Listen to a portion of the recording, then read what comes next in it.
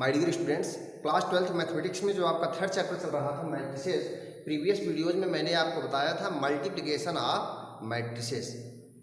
एक मैट्रिक्स का दूसरे मैट्रिक्स में हम मल्टीप्लाई किस तरह से करते हैं, इसको आपने कल जाना था। मैंने ये भी बताया था कि यदि ए कोई मैट्रिक्स हो और बी कोई दूसरा मैट्रिक्स हो और इन दोनों का प्रोडक्ट पॉसिबल हो, इस तरह से ए बी, मान लीजिए ए का मल्टीप्लाई आप बी में कर रहे हैं, यानी कि आप ए बी निकाल रहे हो, मैट्रिक्स ए इंटू बी निकाल रहे हैं, तो यदि पॉसिबल है, आपने यहाँ पर भी देखा कि बी ए निकाल रहे हैं, वह भी पॉसिबल है, बी ए भी पॉसिबल हो, लेकिन यह जरूरी नहीं है कि A B equal to B A हो ही। ध्यान रखें, यदि टू मैट्रिसेस का मल्टीप्लाई कर रहे हैं और ऑर्डर चेंज करते हैं तब मल्टीप्लाई करते हैं, तो यह जरूरी नहीं है कि दोनों का प्रोडक्ट सेम ही आए, और यह भी जरूरी नहीं है कि डिफरेंट ही हो। जैसे कि यहाँ पर आपने देखा इन दोनों का प्रोडक्ट क्या था, डिफरेंट आया था, यानी कि इन दोनों मैट्रिसेस का प्रोडक्ट सेम नहीं था, इसलिए दोनों मैट्रिसेस इक्वल नहीं थे, इनके एलिमेंट्स भी डिफर कर रहे थे। और दूसरी चीज़ कि दोनों सेम ऑर्डर के भी तो नहीं थे। ए बी हमने देखा तो जितने ऑर्डर का था बी उस ऑर्डर का नहीं था, तो वैसे भी ये नॉन इक्वल मैट्रिसेस हुए। और वैसे भी अगर मान लीजिए सेम ऑर्डर के होते भी तो उनके एलिमेंट्स नहीं मैच करते, तब भी हम कहते हैं कि दोनों नॉन इक्वल मैट्रिसेस हैं। तो यहाँ पर हमने क्या देखा कि टू मैट्रिसेस का जो प्रोडक्ट होता है वो कॉम्पिटिटिव नहीं होता है। तो यहाँ पर मैंने लिखा है this is the non commutativity of multiplication of matrices. यहाँ पर जो है आपने देखा कि टू मैट्रिसेस का जो प्रोडक्ट होता है वो कॉम्पिटिटिव नहीं होता है। आगे बात करते हैं, if A equal to this, मान लीजिए ए और बी टू स्क्वायर मैट्रिसेस है, ए और बी टू स्क्वायर मैट्रिसेस है, और स्क्वायर में भी कौन से स्क्वायर मैट्रिक्स जो डायगोनल मैट्रिसेस होते हैं। मान लीजिए टू मैट्रिसेस है यहाँ पर ए और बी, यहाँ पर देखिए टू मैट्रिसेस है ए और बी, और दो के दोनों क्या हैं, सेम ऑर्डर के डायगोनल मैट्रिसेस हैं। यानी कि यदि आप कोई से भी टू डायगोनल मैट्रिसेस ले लीजिए जो कि सेम ऑर्डर के हों, तो उनका जो प्रोडक्ट होता है, जो उनका प्रोडक्ट होगा वो पॉसिबल होगा, जो उनका प्रोडक्ट होगा पॉसिबल होगा। क्योंकि अगर सेम ऑर्डर का है, हम कहते हैं अगर ये 4x4 ऑर्डर का होता, ये भी 4x4 ऑर्डर का होता, तो इनका प्रोडक्ट पॉसिबल होता। ए इंटू बी करते तो इनका प्रोडक्ट पॉसिबल होता, और बी ए करते तब भी पॉसिबल होता। और जो दोनों का प्रोडक्ट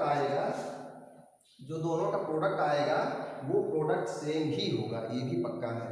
तो हमने यहाँ पर लिखा है ए और बी लिया, दो डायगोनल मैट्रिसेस हैं सेम ऑर्डर के, और इनका प्रोडक्ट किया, ए बी किया वो भी पॉसिबल था, बी ए किया वो भी पॉसिबल था, और जो प्रोडक्ट आया वो क्या आया, ये 2x2 ऑर्डर का एक नया मैट्रिक्स आया। और आप देखिए ए बी निकालेंगे तो भी यही आ रहा है, बी ए निकाल रहे हैं तो भी यही आ रहा है, प्रोडक्ट सेम आ रहा है। इसका मतलब ये नहीं कॉम्पिटिटिव है। ध्यान दीजिए, केवल डायगोनल मैट्रिसेस हों, two diagonal matrices whose order is same, two diagonal matrices whose order are same, those then their product will be same. If order will be changed then also, यानी कि अगर order change हो जाए तब पर भी, और ऑर्डर चेंज ना हो तब के लिए मान लीजिए प्रोडक्ट आएगा ही, और ऑर्डर चेंज करने पर भी जो है प्रोडक्ट वही आएगा। तो इस प्रकार से हम कह सकते हैं कॉम्पिटिटिव कब होगा, टू मैट्रिसेस का प्रोडक्ट कॉम्पिटिटिव कब होगा, जब वो दो के दोनों मैट्रिसेस क्या हों, सेम ऑर्डर के डायगोनल मैट्रिसेस में। यही बात मैंने यहाँ पर लिखी है, multiplication of diagonal matrices of same order will be competitive. शायद आपको इतना क्लियर हो गया होगा। आगे अब हम बात करते हैं zero matrix as the product of two non zero matrices.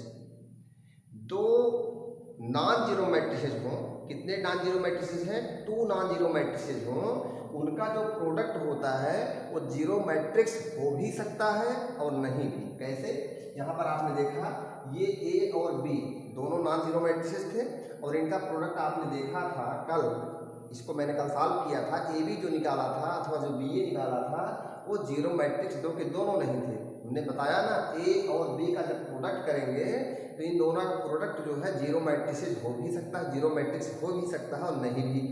यहाँ पर इस बात को मैंने लिखा है, if the product of to matrices is zero. मान लीजिए दो मैट्रिक्स का प्रोडक्ट जीरो है, तो यह जरूरी नहीं है कि दोनों में से कोई एक मैट्रिक्स जीरो है, समझ रहे हैं ना। यदि कोई भी टू मैट्रिक्स ले लें, जैसे मान लीजिए हमने यहाँ पर लिया है एक मैट्रिक्स लिया है 1 2 0 0। और यहाँ पर दूसरा मैट्रिक्स, मान लीजिए ये मैट्रिक्स ए है और यहाँ पर हम मैट्रिक्स एक दूसरा ले रहे हैं, दूसरा मैट्रिक्स है बी और यहाँ पर मैंने ले लिया 0 0 3 4। आइए देखिए, आप देख रहे हैं ये दोनों के दोनों क्या है, नॉन जीरो मैट्रिसेस है। आइए देखते हैं इनका प्रोडक्ट क्या आता है, ए इंटू बी। ये निकालते हैं ए इंटू बी, क्या पॉसिबल होगा? बिल्कुल 2/2 ऑर्डर का ये भी, 2/2 ऑर्डर का ये भी है, दोनों का प्रोडक्ट पॉसिबल होगा। मल्टीप्लाई कैसे करेंगे? 2/2 ऑर्डर का होगा तो यहाँ पर फर्स्ट रो और फर्स्ट कॉलम में रहने वाला एलिमेंट, फर्स्ट रो और फर्स्ट कॉलम में मल्टीप्लाई करिए, 1 इंटू 0 0, 2 इंटू 0 0 और 0 + 0 क्या आएगा? 0 आएगा। आइए देखते हैं फर्स्ट ऑर्डर। आप देखिए यहाँ पर कौन सा एलिमेंट होगा? फर्स्ट रो और सेकंड कॉलम में रहने वाला element, first row second column क्या होगा? 1 3 जा कितना होगा? 1 3 जा, यहाँ पर ध्यान दीजिए 1 3 जा, यहाँ पर हम क्या करते हैं, क्या हुआ? 1 3 जा कितना हुआ? 3 और 2 4 जा कितना होगा? 2 4 जा 8, 8 + 3 = 11। ध्यान दीजिए 1 3 जा 3 एंड 2 4 जा 8, 8 + 3 = 11। और यहाँ पर 0 इंटू 0, यहाँ पर क्या आएगा? 0 इंटू 0 0 इंटू 0 सब कुछ मिला के क्या आएगा? 0 आएगा। और 0 इंटू 3 क्या आएगा? 0 इंटू 3। अच्छा एक बात आओ, आप देखना, आपने देखा क्या? Second row first column. अब सेकंड रो सेकंड कॉलम के लिए देखेंगे, 0 इंटू 3 क्या? 0 हुआ और 0 इंटू 4 = 0। तो यहाँ पर आप देख रहे हैं कि ये जो ए बी आया, ए इंटू बी, तो ए इंटू बी क्या आया? ये नॉन जीरो मैट्रिक्स है। ये क्या है? नॉन जीरो मैट्रिक्स, यानी कि 2 नॉन जीरो मैट्रिसेस का प्रोडक्ट नॉन जीरो मैट्रिक्स हो सकता है। आइए देखते हैं 2 नॉन जीरो मैट्रिसेस का जो प्रोडक्ट होगा वो जीरो मैट्रिक्स भी हो सकता है। इसको भी करके दिखाते हैं। मान लीजिए ये मैट्रिक्स ए है, मान लीजिए कोई मैट्रिक्स है 1 2, इसके एलिमेंट है 1 2 0 0, मैट्रिक्स ए हो गया। और मैट्रिक्स सी मान लीजिए लेते हैं 3 4 0 0। आइए देखते हैं इनका प्रोडक्ट करते हैं। 1 इंटू 3 क्या आएगा? ध्यान दीजिए 1 इंटू 3 क्या आएगा? एक मिनट, हम यहाँ पर दूसरा ले लेते हैं। ए बी हमें निकालना है तो ए बी यहाँ पर जो है 0 0 हमने यहाँ पर ले लेते हैं। ए जो है कुछ दूसरा लेते हैं, सी मान लीजिए यहाँ पर कोई मैट्रिक्स है सी और यहाँ पर कोई मैट्रिक्स ले लेते हैं डी। और यहाँ पर इनके एलिमेंट्स क्या ले लेते हैं? 0 0 -1 2, 0 0 -1 और 2। और यहाँ पर भी कोई ले लेते हैं, मान लीजिए यहाँ 7 ले लीजिए, आप 5 ले लीजिए और फिर यहाँ क्या ले लीजिए? 0 0। आइए देखते हैं जब इसका प्रोडक्ट करेंगे, ध्यान दीजिए इसका प्रोडक्ट करेंगे आप, यानी सी डी निकालेंगे, क्या होगा? सी इंटू डी निकालेंगे, क्या आएगा? फर्स्ट रो फर्स्ट कॉलम का मल्टीप्लाई करिए, 0 इंटू 7 क्या आएगा? 0 आएगा और -1 इंटू 0 क्या आएगा? 0 आएगा। तो 0 + 0 0 ही आएगा। फर्स्ट यहाँ पर क्या लिखेंगे? फर्स्ट रो और सेकंड कॉलम के element, first row and second column. First row multiply करिए, 0 इंटू 5 0, -1 इंटू 0 0, 0 + 0 क्या आएगा? 0 ही आएगा। इधर देखिए यहाँ क्या लिखेंगे? Second row first column, second row ये है, फर्स्ट कॉलम ये है, 0 इंटू 7 0 आएगा, 2 इंटू 0 0 आएगा। और क्या? Second row and second column, तो 0 इंटू 5 0, 2 इंटू 0 0, 0 + 0 क्या है? 0। तो कुल मिलाकर आपने क्या देखा? इन मैट्रिसेस सी और डी का जो प्रोडक्ट आया वो क्या आया? Zero matrix. तो आप क्या देख रहे हैं? 2 नॉन जीरो मैट्रिसेस का प्रोडक्ट जीरो हो, जीरो मैट्रिक्स नहीं भी हो सकता है और हो भी सकता है। यानी कि अगर किन्हीं 2 मैट्रिसेस का प्रोडक्ट जीरो मैट्रिक्स है, इसका मतलब यह नहीं है कि उन दोनों में से कोई एक मैट्रिक्स जीरो मैट्रिक्स है, वो नॉन जीरो मैट्रिक्स भी हो सकता है। शायद आपको इतनी बात क्लियर हो गई होगी।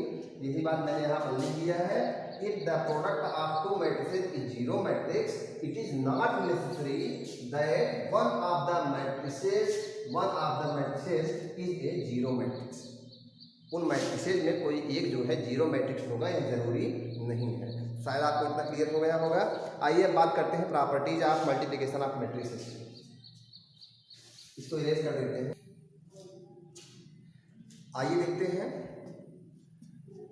Properties of multiplication of matrices. Properties of multiplication of matrices. सबसे पहले बात करते हैं द एसोसिएटिव लॉ।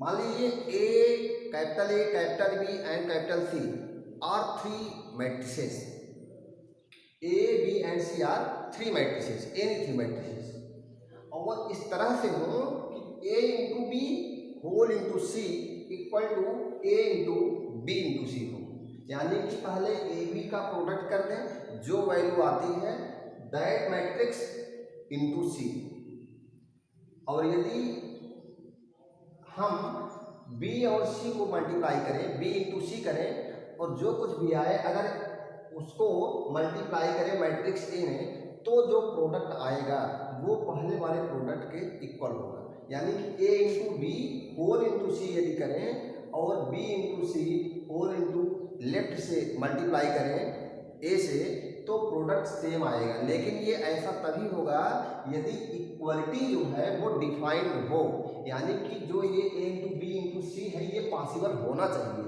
और बी इंटू सी और A into B into C ये पॉसिबल, यदि ये पॉसिबल है, A into B whole into C यदि पॉसिबल है और B into C A into this यदि पॉसिबल है, यानी कि A into B C, A into B C यदि पॉसिबल हो और इधर A B into C possible हो, यदि दोनों चीज़ें पॉसिबल हैं, यानी कि ये जो है इक्वलिटी जो है डिफाइंड हो, जो आपस में इक्वलिटी दिखाई गई है, अगर ये इक्वलिटी आपस में डिफाइंड हो तो जान लीजिए इस बात को कि इन थ्री मैट्रिसेस का प्रोडक्ट जो होता है वो एसोसिएटिव होता है। शायद आपको इतना क्लियर हो गया होगा कि A into B whole into C equal to A into B C होता है यदि A B whole into C और ए इंटू बी सी ये दो के दोनों क्या हो पॉसिबल हो, ये भी पॉसिबल हो और ये भी पॉसिबल हो। ऐसा ना हो कि ए बी आपने निकाला जितने ऑर्डर का है, पता चला सी निकाला, सी किसी और ऑर्डर का है, लेकिन ये बीच वाले नंबर्स होते हो मैच ना कर रहे हैं, जिसे पता चला कि 3/4 ऑर्डर का हो ए बी मान लीजिए 3/4 ऑर्डर का आ गया और सी जो है 3/4 ऑर्डर में ए बी आया, तो अब बताइए प्रोडक्ट कहाँ पॉसिबल है इन दोनों का। तो इस तरह से ये डिफाइंड नहीं हुआ, इन दोनों का प्रोडक्ट जो है डिफाइंड नहीं हुआ, तो इक्वालिटी डिफाइन होनी चाहिए, यानी कि ये जो प्रोडक्ट आए जितने ऑर्डर में ये आएगा उतने ही ऑर्डर का ये भी आना चाहिए और पॉसिबल भी होना चाहिए। तो शायद आपका इतना क्लियर हो गया होगा कि इक्वालिटी डिफाइन का क्या मतलब है। तो यहाँ पर क्या होगा कि कोई भी थ्री मैट्रिसेस हो ए बी एंड सी, तो A B whole into C equal to A into B C होना चाहिए, होता ही है, ऐसा समझे कि थ्री मैट्रिसेस हो ए बी सी, तो A B into C equal to A into B C होता है, लेकिन ध्यान रहे दोनों के दोनों डिफाइंड होने चाहिए, यानी कि A B into C possible होना चाहिए और इधर ए इंटू बी सी भी पॉसिबल होना चाहिए। अगर ये पॉसिबल है और ये भी पॉसिबल है तो इन दोनों का प्रोडक्ट जो है ये अलग अलग जो आए हैं ये इक्वल ही होंगे। तो शायद आपका इतना क्लियर हो गया होगा। तो मैंने लिखा है wherever both sides of the equality are defined. आगे बात करते हैं द डिस्ट्रीब्यूटिव लॉ। आइए बात करते हैं for any three matrices A, B and capital C, we have दो चीजें हैं, एक होता है लेफ्ट डिस्ट्रीब्यूटिव लॉ, एक होता है राइट डिस्ट्रीब्यूटिव लॉ। फर्स्ट ऐसा भी होता है A प्लस बी हो और होल इंटू सी हो, तो क्या आता है ए सी प्लस क्या बी सी। लेकिन ध्यान रहे ये पॉसिबल होना चाहिए, इक्वलिटी जो है यहाँ पर भी वही बात है, wherever both sides of the equality are defined, यहाँ पर दोनों साइड की इक्वलिटी डिफाइंड होनी चाहिए, यानी कि ए सी पॉसिबल होना चाहिए, बी सी भी पॉसिबल होना चाहिए और ए बी इंटू सी भी पॉसिबल होना चाहिए, तो ऐसा होगा। आगे बात करते हैं सेकंड, मान लीजिए इस तरह का है ए इंटू क्या हो बी प्लस सी हो, तो क्या आता है ए बी प्लस क्या आता है ए सी, ऐसा भी होता है। तो डिस्ट्रीब्यूटिव लॉ भी फॉलो होती है मैट्रिसेस के प्रोडक्ट में। ठीक है, the existence of multiplicative identity, अगर कोई भी स्क्वायर मैट्रिक्स हो, जिस ऑर्डर का स्क्वायर मैट्रिक्स को दिया गया है तो उसका एक आइडेंटिटी मैट्रिक्स भी होगा उसी ऑर्डर का। कभी भी कोई भी स्क्वायर मैट्रिक्स दिया गया है तो जान लीजिए कि उस स्क्वायर मैट्रिक्स का कोई न कोई आइडेंटिटी मैट्रिक्स होगा, और कितने ऑर्डर का होगा उतने ही ऑर्डर का मैट्रिक्स होगा। जैसे मान लीजिए हम कोई मैट्रिक्स ले लेते हैं 1 2 3 4 5 7 माइनस 3 2 1। यहाँ पर मान लीजिए एक मैट्रिक्स है, यदि कोई कहे इसका आइडेंटिटी मैट्रिक्स क्या होगा, तो इसका आइडेंटिटी मैट्रिक्स कौन होगा 1। इसका अगर आइडेंटिटी मैट्रिक्स का है तो 1 0 0 0 1 0 0 0 1। ये आपका क्या हो गया, ये आपका आइडेंटिटी मैट्रिक्स हो गया। यदि इसका इसमें प्रोडक्ट करेंगे तो क्या आएगा, ये वही आएगा जो अभी है। शायद आपको इतना क्लियर होगा कि जितने आर्डर कोई भी स्क्वायर मैट्रिक्स जितने आर्डर का होता है उसके लिए उसका आइडेंटिटी मैट्रिक्स भी होता है। और किस तरह से होता है आइडेंटिटी मैट्रिक्स, आइडेंटिटी मैट्रिक्स वह मैट्रिक्स होता है जिसका किसी उसी आर्डर के दूसरे मैट्रिक्स में मल्टीप्लाई करने से जिस दूसरे मैट्रिक्स में मल्टीप्लाई किया जा रहा है उसमें कोई चेंज ना लाए, तभी तो आइडेंटिटी मैट्रिक्स हुआ है। तो अब इस आइडेंटिटी मैट्रिक्स का चाहे इस मैट्रिक्स में दिए हुए मैट्रिक्स में चाहे लेफ्ट से मल्टीप्लाई करें चाहे राइट से मल्टीप्लाई करें, ये वैल्यू जो है मैट्रिक्स के अनचेंज रहेगी। वही चीज मैंने यहाँ पर बताया है, for every square matrix A there exist an identity matrix of the same order such that IA into AI equal to A होता है। यानी कि कोई भी आइडेंटिटी मैट्रिक्स, मान लीजिए कोई मैट्रिक्स A है, अगर वो मैट्रिक्स A स्क्वायर मैट्रिक्स है तो उसके लिए एक आइडेंटिटी मैट्रिक्स उसी ऑर्डर का जरूर होगा जिसका मल्टीप्लाई इस मैट्रिक्स में लेफ्ट से चाहे करिए चाहे राइट से करिए वैल्यू अनचेंज रहती है उस दिए हुए स्क्वायर मैट्रिक्स की। तो शायद आपको आइडेंटिटी मैट्रिक्स भी क्लियर हुआ होगा। अब जो है हम बात करेंगे ट्रांसपोज मैट्रिक्स की और symmetric and skew symmetric matrix की। तो इस वीडियो में बस इतना ही। नेक्स्ट डे हम बताएंगे symmetric and skew symmetric matrix और क्या ट्रांसपोज ऑफ ए मैट्रिक्स। तो अब जो है आप इसको रिवाइज करेंगे थोड़ा, उसके बाद हम नेक्स्ट वीडियो में आपको symmetric and skew symmetric matrix तथा ट्रांसपोज मैट्रिक्स बताएंगे। उसके बाद आपका ये जो मैट्रिक्स में सिलेबस है फिनिश हो जाता है, आप क्वेश्चंस लगाने रहेंगे केवल।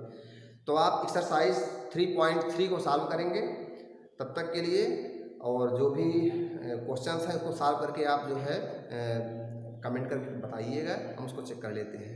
Thank you very much.